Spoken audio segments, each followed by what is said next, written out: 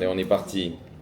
Bonsoir à toutes pour ce nouvel épisode du Tanya, 10e cours, comme madame l'a dit. Avant de commencer le cours, donc on va dédier ce shiur à la mémoire de Simi Simon Bat Sultana, qui est aujourd'hui son Yortzeit. Donc, Bezrat Hashem, qu'elle ait une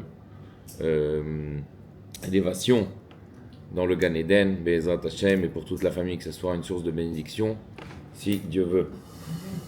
Et donc on est toujours dans le quatrième chapitre qui est assez important, corsé et très puissant, puisqu'on avait expliqué, on va y rester un petit peu, voire 2-3 cours sur cette idée-là, puisque c'est une idée assez révolutionnaire dans l'état d'esprit du Tanya, et d'une manière générale, dans l'état d'esprit, d'une manière générale, dans la manière psychologique de voir les choses. Et on va le voir de suite, puisque on avait expliqué, donc on se remet un petit peu dans les idées. Premier, deuxième, troisième chapitre, on a découvert donc ce magnifique chidouche, cette nouveauté du Tanya, où finalement chacun a une graine divine en lui. Et cette graine divine-là, elle ne peut pas s'estomper, s'effacer, partir. C'est l'âme divine qu'on a, même si Afalpi chez Israël, Afalpi chez Chata, Israël hu, même si on a fauté, on reste toujours Israël. Pourquoi ? Parce qu'on a cette puissante graine divine, cette puissante âme divine. Vous pouvez vous asseoir. Et donc, ça c'est très important de le souligner. On a vu donc l'âme divine, on a vu aussi cette âme animale, ce côté bestial que l'on a depuis la naissance. Vous en souvenez que l'âme divine arrive au moment de la bat mitzvah, de la bar mitzvah, et de la bat mitzvah, bar mitzvah, et donc ce côté bestial finalement, ce côté un petit peu égoïste qu'on a tous en chacun, plus ou moins exprimé en chacun, et qui est l'âme animale.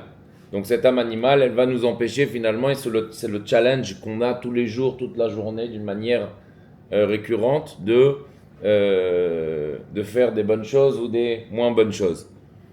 Après cela, on a vu dans le 3e chapitre, souvenez-vous, ce côté, l'idée de l'intellect et des sentiments. Comment réfléchir à la divinité, comment réfléchir d'une manière générale, comment arriver à avoir un sentiment qui est mature, de laisser perdurer ce sentiment qui est mature, ou à l'égard d'une personne, ou à l'égard de mon conjoint, ou à l'égard de ma conjointe, ou à l'égard de mon entourage, et ici dans le Tanya en l'occurrence, à l'égard du Tout-Puissant, du Roi des Rois, d'Hachem. Et donc on a expliqué finalement comment on arrivait à réfléchir, à réflexionner, finalement cette habitude-là à réfléchir pour faire naître un sentiment qui est mature et qui perdure. 3e chapitre. Le 4e chapitre, on est là, et ça c'est l'idée révolutionnaire du 4e chapitre. Et finalement, si une personne elle doit commencer le Tanya, c'est peut-être dans ce chapitre-là. Pour commencer, c'est évident qu'il faut commencer par le début, mais quand je dis commencer, ça veut dire que finalement, qu'est-ce qui va véritablement donner l'impulsion, l'impact, le démarrage de la voiture, l'essence qui va faire que la personne, elle va se projeter, elle va voir véritablement en quoi le Tanya, finalement, il va m'aider, c'est dans le 4e chapitre. Pourquoi ? Parce qu'on rentre dans l'action. Et quelle action on est en train de parler ? C'est cette action qui va s'appeler, on avait dit, les levushim. Les vêtements. Et donc, on va faire un petit rappel, je pense que tout le monde en a besoin, ce petit rappel de levushim, des vêtements de l'âme. On a dit que on a 10 forces, l'intellect 3 forces, 7 forces, les sentiments, donc 3 et 7, on les met de côté. Après, de cette âme-là, il y a l'expression de l'âme qui s'appelle les vêtements de l'âme. Ok ? Alors, des vêtements, pourquoi on avait dit des vêtements ? On le répète, puisque c'est très, très, très important. Ces vêtements-là, c'est des vêtements qui vont aider à exprimer, finalement, le paraître de la personne. Et à travers ce paraître-là, de la même manière que nous, on a des vêtements, de suite on va le voir, on va prendre un autre exemple que ce qu'on a pris la semaine dernière. À travers ce paraître, on va pouvoir peut-être des fois savoir qu'est-ce qui se cache dans l'être de la personne aussi. On avait pris l'exemple du policier, vous vous en souvenez? Quand on voit un policier en civil, on ne sait pas qu'il est policier, donc on ne connaît pas l'être véritable. Quand on voit un policier qui a la tenue du policier lui-même, on comprend qu'il y a un autre langage à communiquer, à parler, à voir, à se tenir d'une certaine façon, d'une certaine tenue. La même manière avec un pompier, la même manière avec un boulanger, la même manière avec une personne qui va aller au travail et qui a son smoking, qu'une autre personne qui est éboueur ou qui est... le vêtement ici va faire... Comment? De même manière avec un rabbin. Oh, comme on avait dit, comme avec un rabbin. La manière du vêtement, le paraître ici va des fois, je dis des fois, nous permettre de savoir, d'apprendre un peu plus sur l'être de la personne. Ok? Et quand on voit un médecin, alors on comprend finalement que derrière, il y a des années d'études, donc il y a un certain intellect, il y a une certaine perspective beaucoup plus poussée qu'une personne qui peut-être n'a pas engagé des études, des années d'études. Donc du vêtement, des fois, du paraître, on arrive à l'être. Et on avait vu, vice-versa, que aussi des fois, ça ne voulait pas dire que l'être, on le comprend. Parce qu'il pouvait y avoir une personne aussi qui se tient dans un mariage, donc elle va s'habiller bien pour paraître bien, mais dans sa tête, tout est chaos, la personne n'est pas bien, elle n'a pas le moral. Et ça, on ne peut pas le savoir. Pourquoi? Parce que on arrive à un mariage, on est tout bien, on est tout bon, on est tout propre, on sent bon, et finalement, dans la tête, on ne sait pas exactement ce qui se traîne dans la tête de cette personne-là. Donc, Mitzadecha, dans un premier point de vue, il y a un vêtement qui paraît bien, et dans la tête, finalement, c'est chaotique. Et donc ça, c'est l'être. Et l'être, donc le vêtement ne veut pas dire à 100% qu'on peut connaître l'être. Ça, c'est la première des choses. La deuxième chose aussi, j'ai envie de dire aussi aujourd'hui par rapport au begadim, aux vêtements. Quand est-ce qu'on voit la première fois qu'on a la notion de vêtements dans la Torah? Quand on parle d'Adam Arishon. Adam Arishon et Chava. On sait très bien qu'Adam Arishon et Chava, ils étaient sans vêtements. Pourquoi ils étaient sans vêtements? Et quand ils ont fait la faute, ils ont dû se couvrir. L'idée du vêtement ici, c'est une idée d'expression pour avoir un système de relation pour les autres. En théorie, je dis bien en théorie, de moi-même, peut-être qu'une personne, elle n'aura peut-être pas besoin pour elle-même qu'elle-même. Elle n'aurait pas peut-être besoin de vêtements. Pourquoi on a besoin de vêtements? C'est pour paraître à un système relationnel, à un entourage. Donc on se vêtit. Le fait même que Adam Arishon et Chava n'avaient pas besoin de se vêtir, c'est parce qu'il n'y avait pas cette idée de être et paraître. C'est que ces deux choses étaient complètement juxtaposées. C'était un mariage, c'était une symbiose parfaite entre les deux. Quand ils ont fait la faute, le bien et le mal se sont mélangés. Donc l'ego est rentré dans le bien total. L'égoïsme est rentré dans le bien. Et donc il y a eu cette idée il faut différencier le paraître et l'être. Et donc ils se sont vêtus. Et donc en fait, finalement, de là on voit que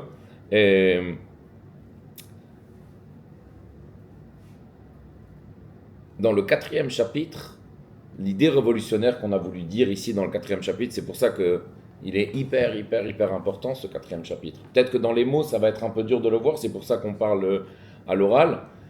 C'est que le bon Dieu, chez le juif, il n'a pas choisi l'âme, et je vais expliquer c'est quoi l'âme. Il n'a pas choisi l'âme, il a choisi les vêtements. Il a choisi ce que concrètement la personne elle fait, ce que concrètement la personne elle va penser, et ce que concrètement la personne elle va dire. Et tout le cours, vous allez voir que c'est un cours qui est très important et très bon, parce qu'en fait finalement, on cherche tout le temps, on est en quête de nous-mêmes, à savoir de réparer tout le temps notre intérieur le plus possible. Et dans la Torah, vous allez voir que le bon Dieu, en fait, il ne veut pas notre intérieur. Parce que c'est tellement difficile de réparer l'intérieur. Le bon Dieu, qu'est-ce qu'il a demandé dans la Torah? On a vu qu'il y a 606 mitzvot qui sont uniquement que de l'extérieur de la personne. De comment la personne, elle pense, de comment la personne, elle parle, et comment la personne, elle fait. Il y a 606 mitzvot qui sont uniquement que dans l'action, que dans le concret. Et il y a 7 mitzvot qui sont dans ce qu'on appelle en hébreu chovot alevavot, dans les sentiments, dans la crainte, dans l'amour, comment avoir la émouna, la foi, aimer son prochain, qui va plus être dans les sentiments, mais c'est vraiment très réducteur, c'est 7 mitzvot. On ne va pas dire qu'elles ne sont pas importantes, elles sont immensément importantes. Mais ici, finalement, dans l'effectif, on a dit 606 mitzvot qui sont que dans l'action. Et donc, on comprend finalement que ce que le bon Dieu il veut chez nous, c'est pas finalement l'intérieur. Parce que l'intérieur, on comprend que c'est une histoire d'une vie, même plus d'une vie. Les Gilgoulim, les gens y reviennent et tout ça. À l'intérieur, c'est énorme. C'est quoi l'intérieur? C'est ce que je ressens, qui je suis véritablement, qu'est-ce que je réfléchis, quelle est ma réflexion, quel est mon intellect, mon savoir, ma connaissance. Est-ce que je dois arriver à être un Einstein pour être un bon juif? C'est pas ça que le bon Dieu il veut. Le bon Dieu il veut véritablement ce que tu fais dans le moment présent. Ce que tu vas penser, ce que tu vas parler et ce que tu vas faire. Et ça, c'est une nouveauté, c'est une bombe atomique en fait que l'Admorazaken il vient donner dans ce 4e chapitre. Parce que on n'a pas besoin d'arriver à réparer notre âme que finalement peut-être qui est défectueuse au départ quand on est né, ou peut-être qu'on a reçu une mauvaise éducation, on va dire, ou de mauvaises mœurs. On n'a pas besoin déjà de réparer notre intérieur pour être un bon juif. Homme, femme et enfant. Ce que le bon Dieu il veut, c'est ta pensée, ta parole, ton action. Ça c'est important. Et ça paraît tellement superficiel, mais c'est ce qu'il veut. Et on va le voir de suite, on va prendre plein d'exemples, vous allez voir que l'idée elle va être très mature à la fin. Mais, excuse-moi, mais Hachem, c'est très bien les sentiments de chacun dans le profond, parce qu'on peut très bien faire quelque chose par rapport aux autres, mais en fait, dans l'intérieur, eh ben, on pense autre chose, ou on se comporte pas de la Magnifique, même façon. c'est très beau ce que vous dites. Bah, c'est très beau ce que vous dites, non, mais ça l'importe tellement peu. Ah bon? Tellement peu. Ça l'importe tellement peu. Okay. Parce qu'on a une règle en béton dans la Torah qui dit que d'abord, il ne faut pas commencer à percevoir le bon Dieu comme qu'il faut que je sois parfait au début, parce que sinon je ne peux pas commencer. Non, mitor shelo lishma balishma. D'abord tu commences, même si tu commences avec un intérêt personnel, mais commence. Même si tu commences avec un intérêt qui est purement personnel, purement égoïste, mais commence à faire les mitzvot. Après cela, ça viendra à ce que ces mitzvot-là, ces mêmes mitzvot-là, ce même Shabbat-là, ces mêmes tzedaka que tu as fait, ces mêmes ces belles paroles que tu as dit, ce compliment que tu as fait à une personne, même si tu avais un intérêt derrière quelque part un petit peu, on va dire entre guillemets vicieux, c'est pas grave, dis-le quand même. C'est tout le cours. C'est tout le cours. Mais j'aurais préféré, si ça vous dérange pas, que Prêt. Ouais, vous veniez plus près. Comme ça fait un... Hein? Comment contrôler les pensées, c'est tout le cours. Ici, vous avez le masgagne, ici, vous l'avez pas. C'est exactement tout le cours. Comment contrôler nos pensées? A priori, dans le titre, il fait peur. Le titre, on n'a pas envie d'aller dans le développement parce qu'on se dit, mais c'est tellement une salade dans ma tête. C'est tellement un melting pot que j'ai même pas envie d'ouvrir le livre parce qu'il fait peur. Mais c'est pas vrai. Et vous allez voir que c'est très facile. C'est très facile. C'est un travail, mais c'est très facile dans l'idée. Dans la théorie, même peut-être des fois dans la pratique.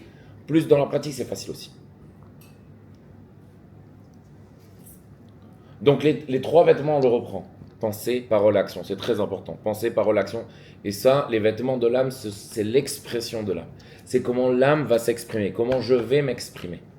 Alors, vous avez peut-être il y a des personnes qui vont poser la question, quelle est la différence entre l'intellect, le sechel et la pensée? Peut-être vous avez... Quelle est la différence entre l'intellect et la pensée? Alors c'est très simple, il n'y a pas de... L'intellect, vous allez me dire, mais quand on réfléchit, c'est l'intellect, donc on est en train de penser. Mais vous avez dit que l'intellect, c'est différent de la pensée. Alors c'est vrai.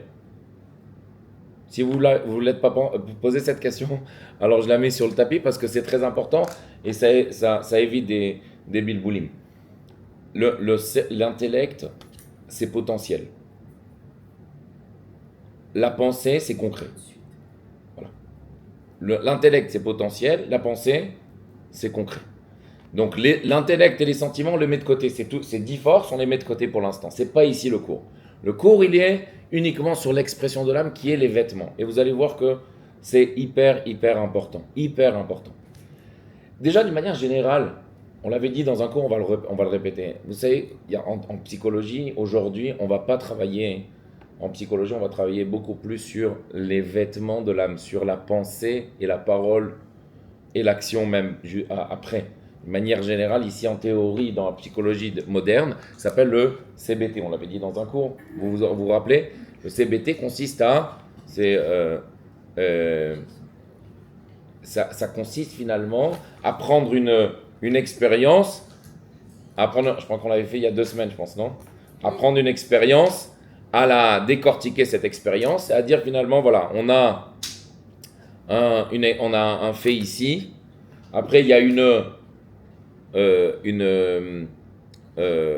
parchanout de ce qu'on avait dit, en fait finalement, comment on a nous traduit dans notre vie, d'après nous, nos outils psychologiques que nous on a personnellement, comment on a traduit cette expérience-là. Après, on a la réaction de tout ça. Et en fait, finalement, le CBT, la théorie, la thérapie CBT, va faire travailler la personne plus sur la parchanout, la manière de comment, la prise de vue, en fait, finalement, qu'on a eu de ce fait-là. On avait pris l'exemple de l'enfant qui avait fait une bêtise, et si on avait bien pensé, donc on aurait réactionné d'une meilleure manière que d'une mauvaise manière qu'on avait fait en amont. Donc, l'idée, en fait, finalement, ici, c'est de travailler sur pensée, parole et action. Et il y avait une histoire histoire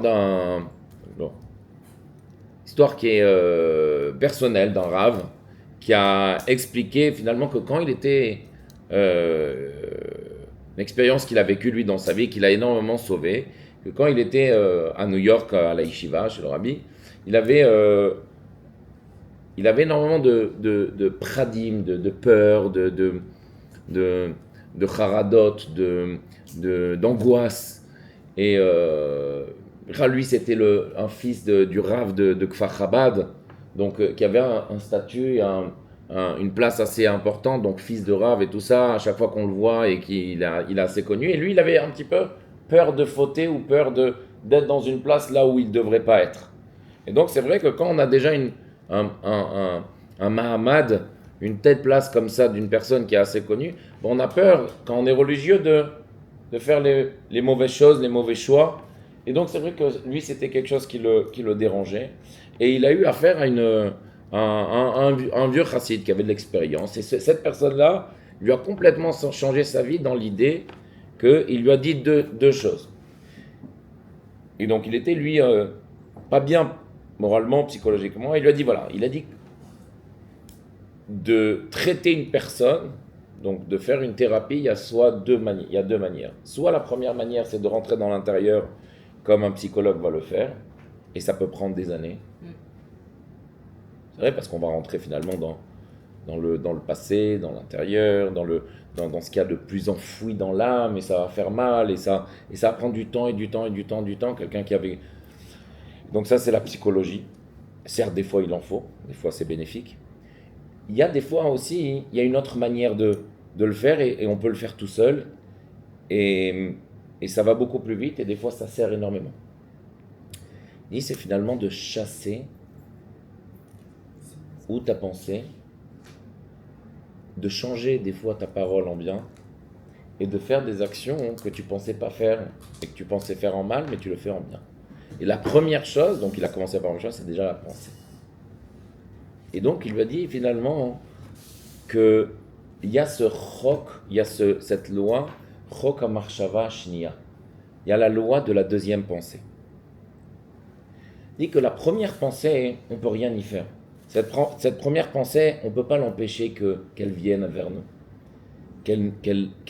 Entre guillemets, qu'elle a une emprise sur nous. Elle m'a la saute. On voit, on entend, on sent. Il y a des pensées qui nous fusent, mais c'est la première pensée. Cette première pensée-là, on n'a pas d'emprise sur elle. Elle vient d'une manière naturelle et elle vient chez tout le monde. La deuxième pensée, on a la possibilité et la capacité de la chasser, de la choisir.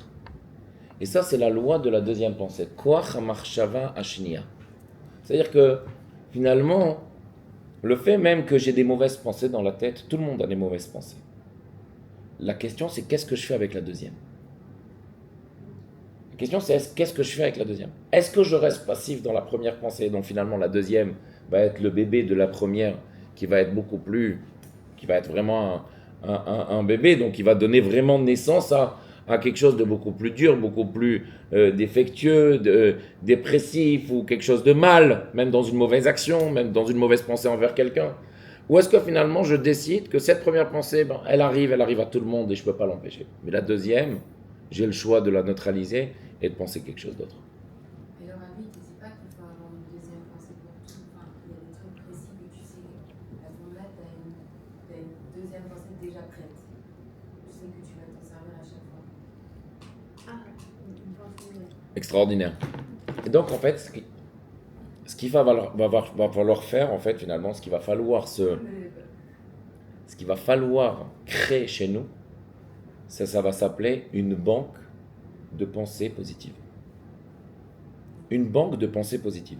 C'est-à-dire que je vais me préconditionner tout le temps, à avoir toute une panoplie de pensées ou d'expériences ou de faits ou de souvenirs qui sont bien et qui sont bons. Donc la première va pas être bonne. Je peux avoir des pensées très néfastes ou pas bonnes du tout envers une personne ou même envers moi-même. Mais la deuxième pensée, je l'ai déjà préconditionnée à ce que je pense à quelque chose d'autre. Ou à du sport, ou à un cours de Torah, ou à un tzaddik, ou à mes parents, ou à quelque chose de bien, ou à la bar mitzvah de mon fils, ou au mariage de ma sœur, je sais pas. Mais à essayer d'avoir déjà une banque de pensées positives. Et c'est très important. Pourquoi c'est très important? Parce qu'en fait, finalement, je m'auto-gère dans cette thérapie, en fait, finalement, personnelle, qui est très facile.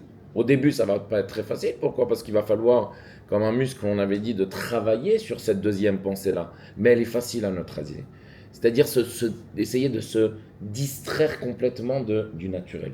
D'essayer complètement de partir, ce qui s'appelle en hébreu de Esiach Hadat, complètement de prendre cette idée-là, de ce savoir-là, et de le bifurquer vers quelque chose de bien, vers quelque chose de bon. Ok? Et donc, de cette pensée-là, automatiquement, si j'ai la deuxième pensée qui est ok, qui est good, donc automatiquement, même, peut-être que la parole va être bien. Peut-être que même l'action va être bien. Et on va prendre des exemples sur ça.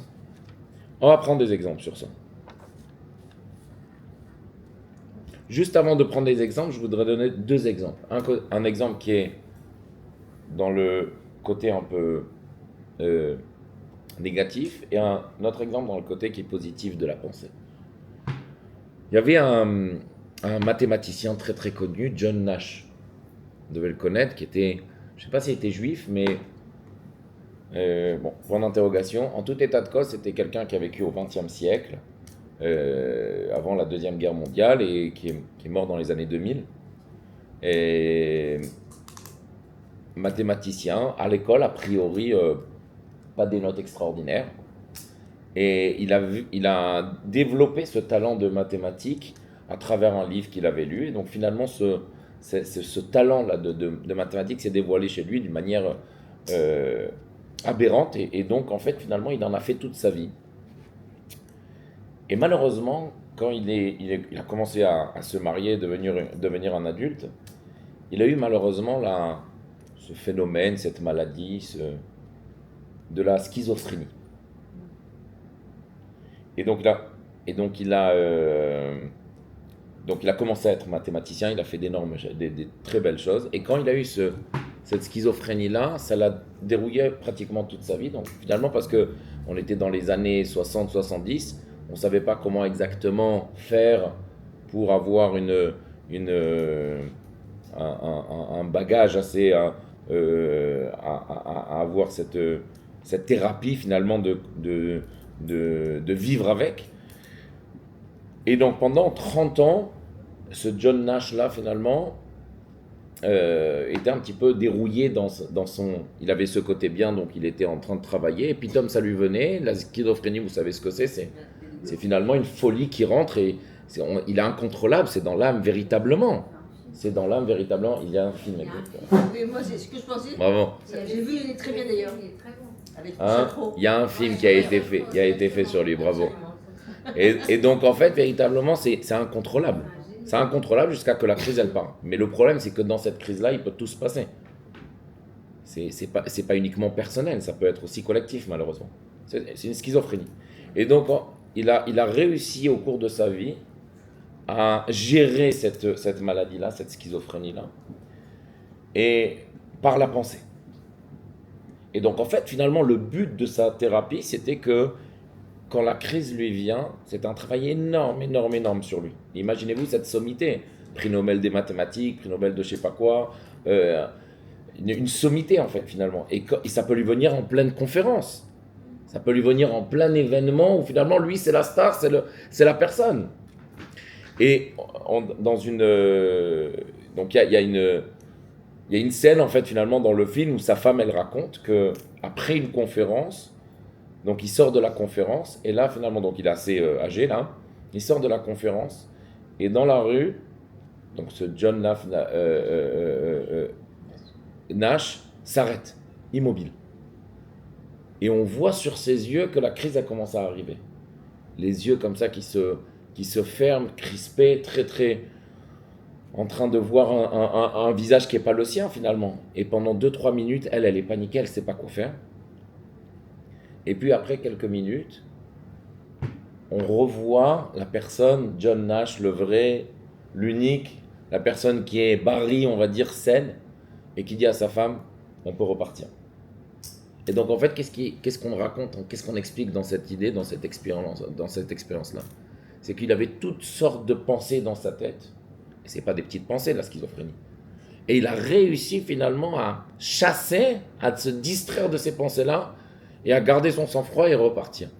Ça, c'est l'idée finalement de comment on peut voir que certaines personnes qui ont ce genre de pensées qui sont négatives, ou qui, même sur nous-mêmes, ou même sur la collectivité, de savoir que la deuxième pensée, on est capable de la neutraliser et de penser quelque chose d'autre.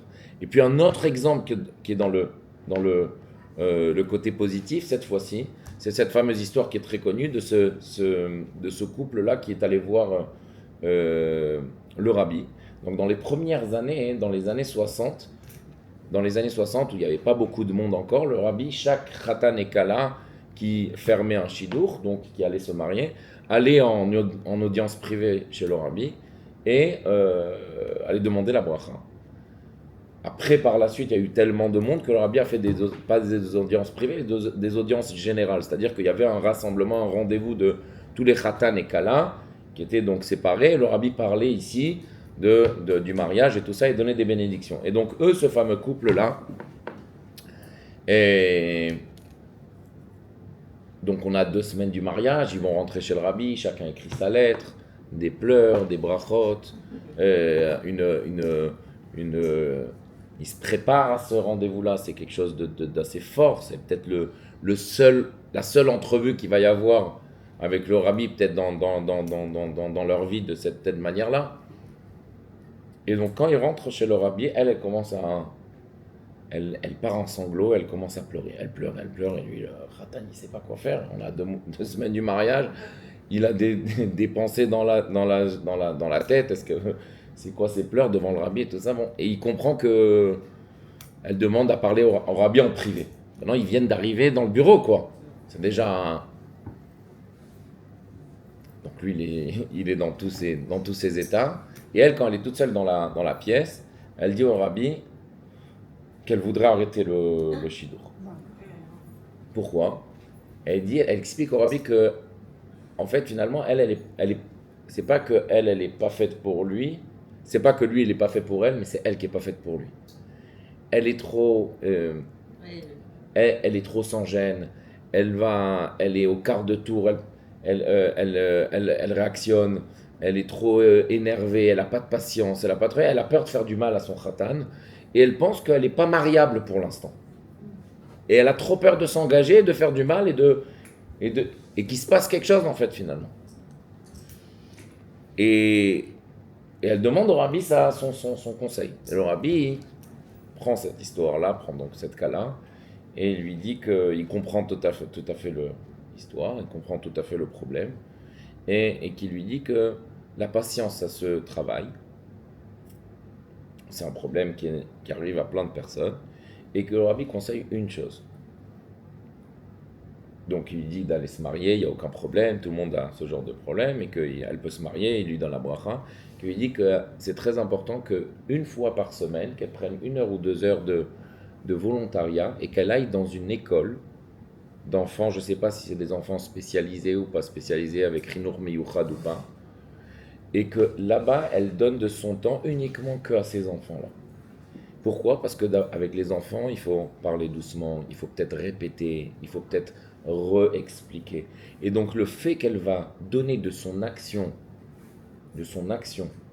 même si elle n'est pas parfaite dans l'âme, même si elle a comme ça ce caractère qui est très très compliqué à vivre, on va dire, le fait qu'elle va donner ces 1 heure ou 2 heures dans sa semaine va l'habituer petit à petit à avoir cette habitude d'avoir de la patience, de parler, de communiquer normalement et de pouvoir vivre en couple normalement.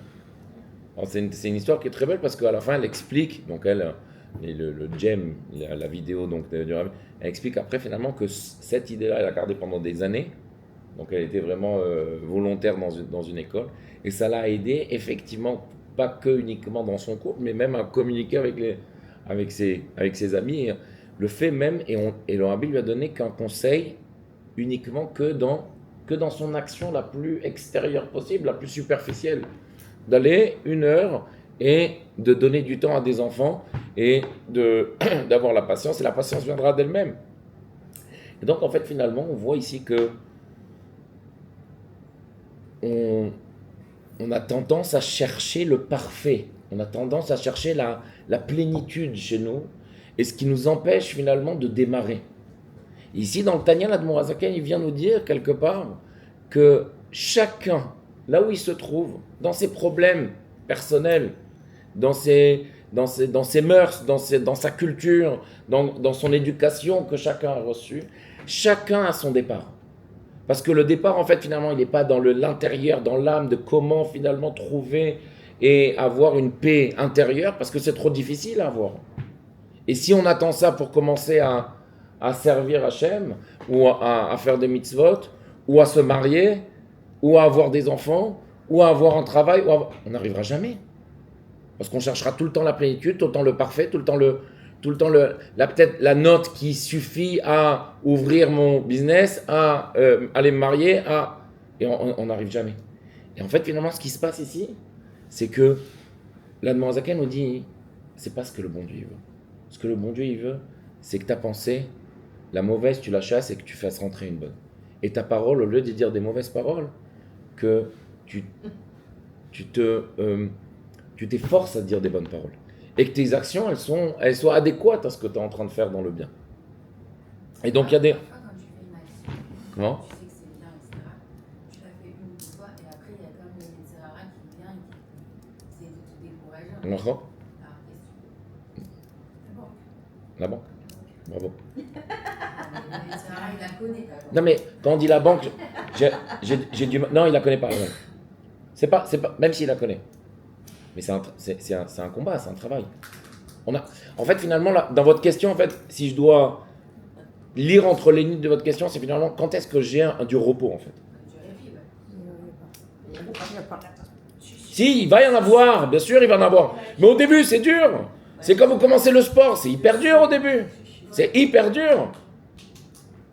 On n'a pas envie d'aller, on est fatigué au bout de 15 minutes, au bout de 20 minutes.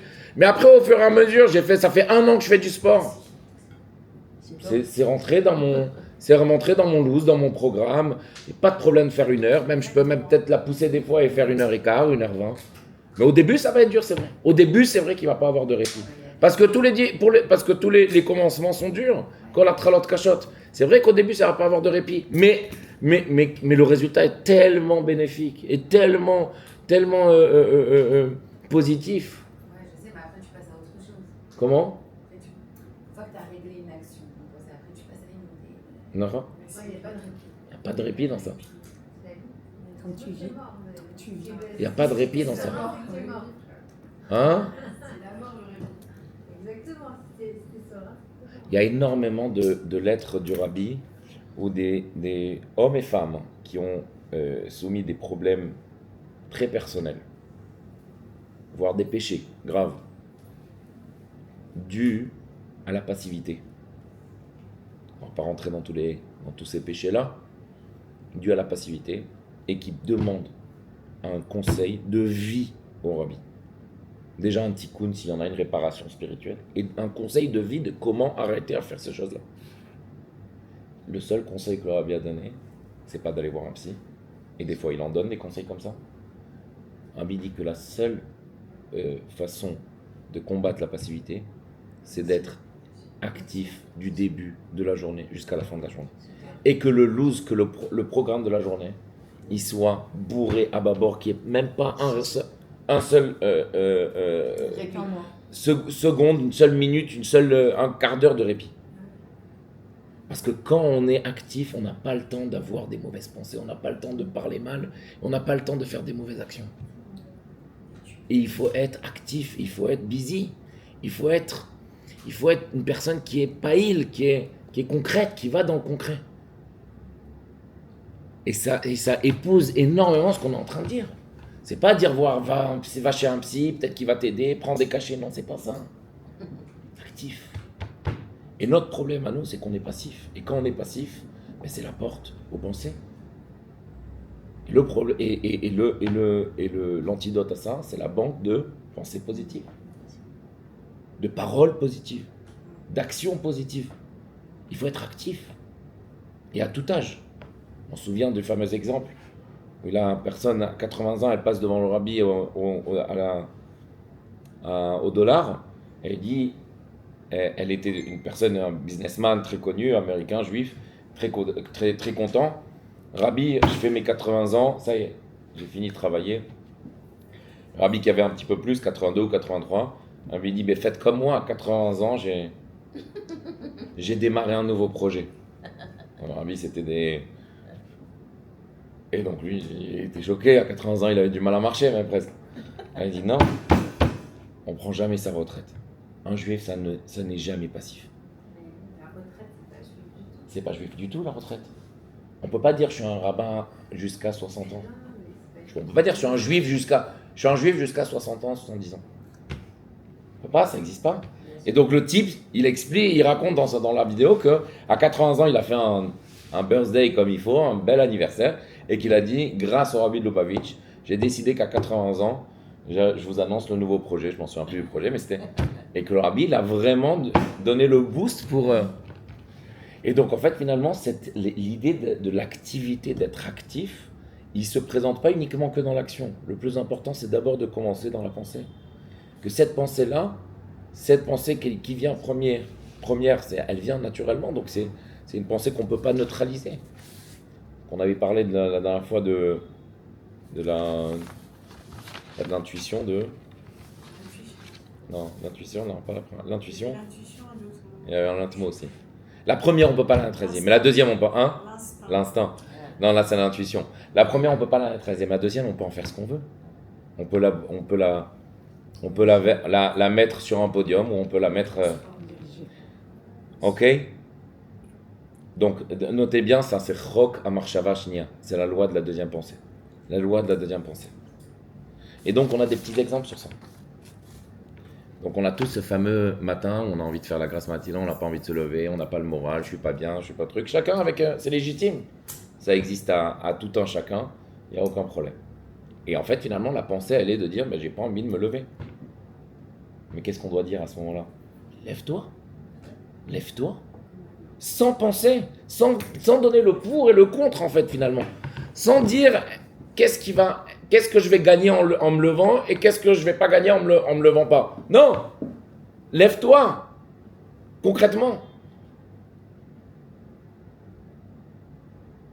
Ça, c'est dans l'action.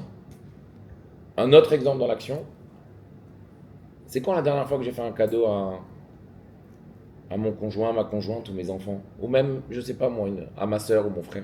La dernière fois que je l'ai fait. Pourquoi je le fais pas? Peut-être ça se fait pas, je sais pas quoi acheter. Oh, il a tout. Bon, mais fais-le. Parce que quand tu vas le faire, tu vas t'habituer à avoir finalement cette positive attitude de dire waouh, c'est ce que je procure en le faisant, à moi-même déjà, et à la personne, c'est tellement beau et j'ai envie de le refaire.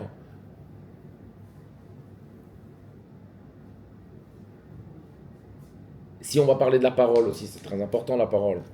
Tout ce qui touche la shonara et tout ça. Un compliment. C'est gratuit, ça mange pas de pain. C'est tellement facile et on n'en fait pas. Combien de remarques on en fait dans la journée? Combien de remarques on va faire à une personne? Des dizaines. Un compliment, peut-être un, comme ça, un demi-mot comme ça, sans trop regarder la personne. Même si le cœur il y est pas. Mais le fait même de parler des choses positives, le fait même de donner un compliment à une personne, le cœur on l'emmène avec nous. C'est-à-dire finalement on s'habitue à parler bien et donc en fait même le cœur, ce qui est l'intérieur en fait, ce qui est l'âme, il vient dans cet élan-là de positif et on s'habitue à donner des compliments. J'avais donné un challenge ici à la choule de donner 3 compliments par jour. 3 compliments par jour. Je m'en souviens plus à quel kidouche on avait fait ça. 3 compliments par jour. 3, on dirait que c'est une montagne, mais c'est quoi 3 compliments par jour? De dire le matin, j'aime bien comment t'es habillé. C'est très bon ce que t'as fait à la... c'est quoi la cavotte que t'as pensé à ça? Un compliment. Même si le cœur il est pas, même si on fait un contre-cœur. Parce que l'argument que vous allez me donner c'est quoi? Mais le cœur, on fait un contre-cœur, on n'a pas envie. On s'en fout de savoir si on a envie ou on n'a pas envie. Ça c'est l'intérieur, on cherche pas l'intérieur, on cherche l'extérieur. Comment? De quoi? Pourquoi? C'est pas tout le temps, c'est qu'au début parce qu'on n'est pas habitué. Mais après plus on va en faire, plus on va en faire, on va s'habituer en fait finalement. Même le cœur il va y être. Reprenez cette loi-là de dire mitor shelo lishma balishma. Même si le cœur il n'est pas au début, je peux promettre qu'après un quart d'heure, après un mois ou 2 mois qu'on s'est habitué à faire des compliments, le cœur il y est. Mais c'est néfaste pour les autres. Ça c'est bon pour ça néfaste pour les autres. Pourquoi? Qu'est-ce que ça veut dire? Pas du tout. Si tu- Pas du tout, du tout, du tout. Je trouve que justement l'air du temps, il fait que les gens, ils te donnent pas de compliments. Je veux dire, c'est juste ça, ils sont tellement radins dans l'argent, dans les compliments, Pas du dans tout. les paroles, dans toutes ces choses. Comment? Alors, Au contraire, c'est très bénéfique de s'en faire. Mais tout le temps. C'est très bénéfique. Non, la dame dit que, est-ce qu'on peut en faire à soi-même? Mais c'est hyper important de se satisfaire à nous-mêmes. C'est hyper important de se sentir bien, de se dire, waouh, j'ai fait quelque chose de bien aujourd'hui. Non, mais même le fait de faire un compliment à quelqu'un, ça peut lui donner la force et lui changer sa vie. Mais complètement, C'est clair. complètement. C'est clair. Surtout aux enfants, tu les fais grandir comme ça. Bah oui, c'est sûr. Combien de fois des gens ils m'ont dit, oh, Kola Kavod Rav, ce matin, j'étais pas très... Tu m'as donné ça, tu m'as fait un sourire, tu m'as dit Boker Tov, alors que... On peut pas savoir en fait finalement, même si le cœur il y est pas. Même si le cœur, mais qu'est-ce qu'on s'en fout? Non, parce que c'est- La personne, elle reçoit pas le cœur. La personne, elle reçoit la parole. Elle peut pas recevoir le cœur. Si le cœur est lié, c'est encore mieux. Mais c'est pas ça qu'elle reçoit. C'est pas ça qu'elle reçoit. Des mots, c'est toujours bon. Et dans le contraire, malheureusement, c'est toujours quand c'est pas bon, c'est néfaste. Mais c'est toujours bon de faire des... Même si le cœur il y est pas, le cœur il y vient après. Même s'il y a un intérêt personnel ou même si... Mais après, ça prend forme. Ça a du goût. Après, on prend goût en fait à faire des bonnes choses. À faire des belles choses, à parler des belles choses. On prend goût. On n'a pas envie après. On est tellement habitué à parler de belles choses qu'on n'a pas envie en fait finalement de rester avec des gens qui disent des mauvaises choses en fait, finalement, qui ont des propos qui sont pas très... Parce qu'on n'est pas dans ça en fait. Quelque part d'une manière automatique, on choisit nos personnes à qui parler, qui vont nous bonifier, qui vont nous renforcer dans ce que nous on est en train de vivre, dans ce qu'on est en train de parler, dans ce qu'on est en train de penser. Je vais pas rester peut-être avec des gens qui vont toute la journée se lamenter alors que non, je suis dans un autre move, quoi. Je suis dans une autre manière de... Donc en fait, finalement, plus on va penser bien, plus on va parler bien, plus on va faire des choses bien, on va vouloir fréquenter ce genre de personnes-là. Et ça, c'est à la portée de nous-mêmes, c'est à la portée de chacun. On va attirer le bien aussi. Comment? Et on attire le bien. Bien sûr, les gens, ils ont envie d'être avec nous. Complètement, les gens, ils ont envie d'être avec nous. Tu sais qu'est-ce que j'ai fait? J'ai beaucoup de groupes. Et il y a 2-3 semaines, vous avez dû voir, J'ai dit, on n'en peut plus des mauvaises nouvelles. À partir de maintenant, le journal des bonnes nouvelles. J'ai commencé par le mariage de ma fille. Top. Une autre, elle a dit la circoncision. L'autre, elle a dit le mariage. Et tout d'un coup, c'était plus le mort du soldat, le machin. Donc c'est, Kol hakavod. ça veut dire c'est communicatif, c'est contagieux. Le bonheur, Ah ouais, c'est contagieux. bien sûr. Le bonheur, c'est Et contagieux. le contraire aussi, malheureusement. Mais le, bah oui. Le malheur aussi. Ouais. C'est vrai. Donc c'est rigolo. Ouais, j'étais un cours d'une rabbinite de la Val de Rav Seror. La première chose au cours, parce que c'est en hébreu, elle nous disait, elle faisait pas, chacun devait dire quelle était la bonne nouvelle de la journée, quelle était la bonne chose de la journée qu'ils avaient eu la journée. Sympa. C'était super, ouais. Ça s'appelle la positivité.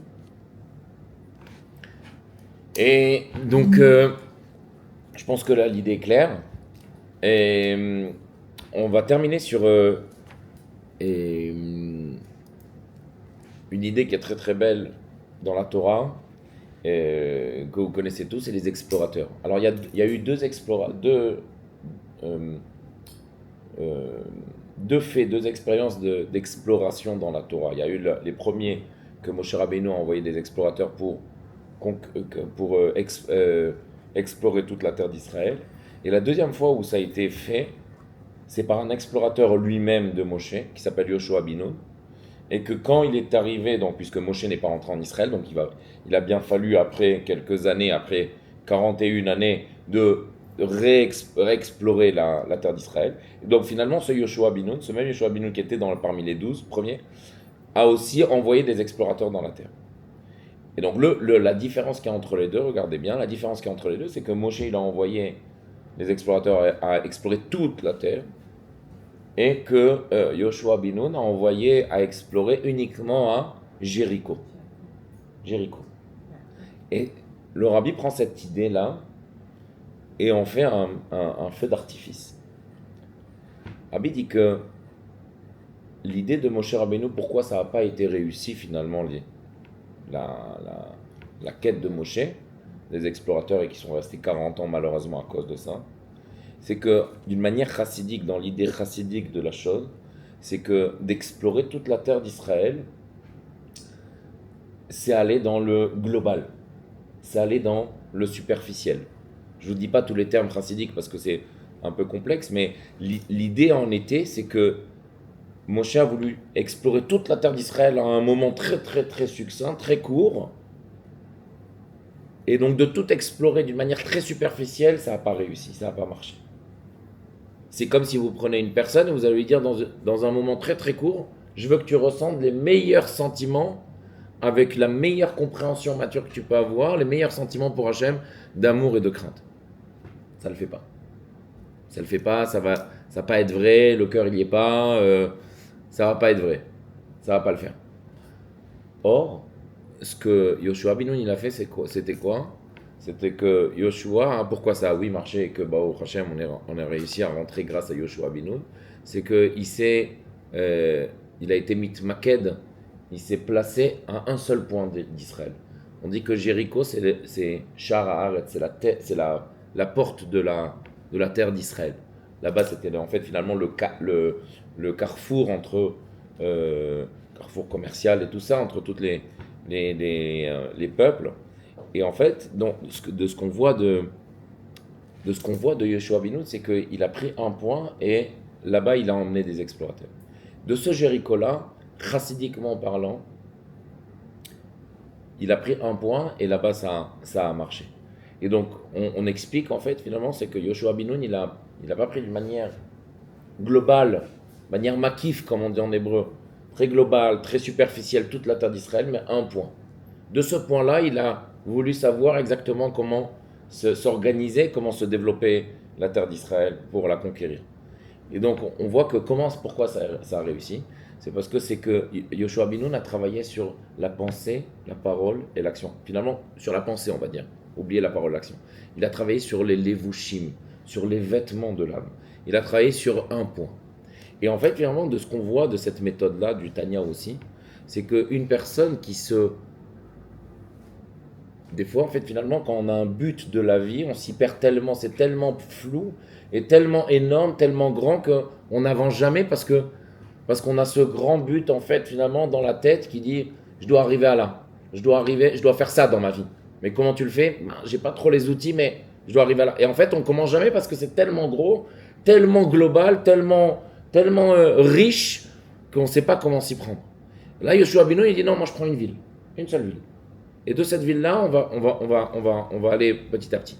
Et donc, en fait, ça épouse très très bien ce qu'on est en train de dire.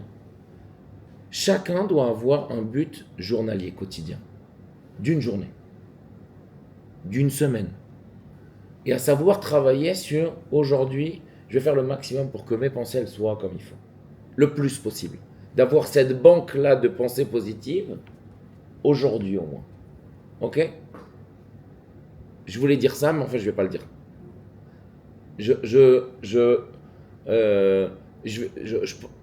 Je pense mal, je suis contrarié, mais je vais enlever ça. Et je vais essayer, en fait, finalement, de penser à quelque chose, comme on l'a dit tout à l'heure, un bon souvenir, une belle action, un beau truc, quelque chose qui va me refaire venir mes quotidiens, quelque chose de très, très, très succinct.